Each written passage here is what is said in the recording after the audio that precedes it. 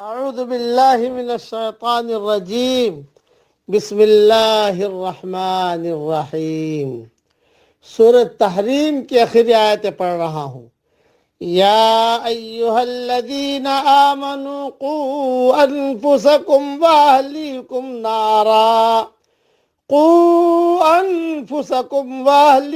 نارا وقودها الناس والحجارہ علیہا ملائکۃ غلاظ شداد لا یعصون اللہ ما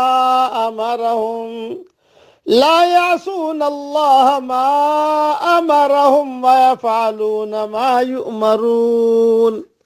اے ایمان والو، تم اپنے آپ کو اور اپنے گھر والوں کو اس آگ سے بچاؤ جس کا ایندھن انسان ہے اور پتھر، جس پر سخت دل مضبوط فرشتے مقرر ہیں، جنہیں جو حکم اللہ تعالیٰ دیتا ہے اس کی نافرمانی نہیں کرتے، بلکہ جو حکم کیا جائے بجا لاتے ہیں۔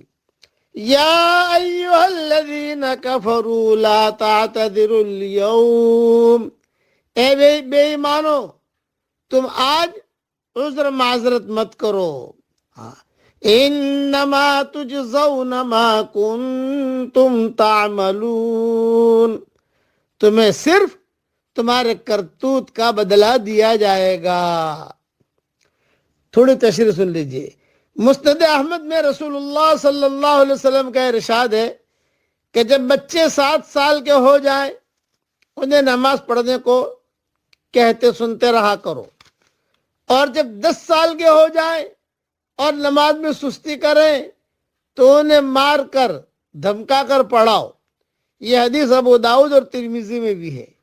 فقہا کہتے ہیں اسی طرح روزے کی بھی تاکید اور تنبیہ اسی عمر سے شروع کر دینی چاہیے تاکہ بالغ ہونے تک پوری طرح نماز روزے کی عادت ہو جائے۔ اطاعت کے بجا لانے اور معصیت سے بچتے رہنے اور برائی سے دور رہنے کا سلیقہ پیدا ہو جائے۔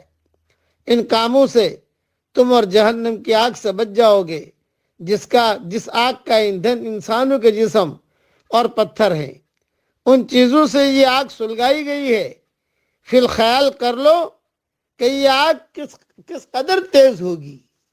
اور یہ جو فرمایا فرشتے، تو اکرمہ فرماتے ہیں جب دوزخیوں کا پہلا جتھا جہنم کو چلے گا تو دیکھے گا کہ پہلے دروازے پر 4 لاکھ فرشتے عذاب کرنے والے تیار ہیں، جن کے چہرے بڑے ہیبت ناک اور نہایت کالے ہیں، کچلیاں باہر کو نکلی ہوئی ہیں، سخت بے رحم ہیں۔ ایک ذرے کے برابر بھی اللہ نے ان کے دل میں رحم نہیں رکھا۔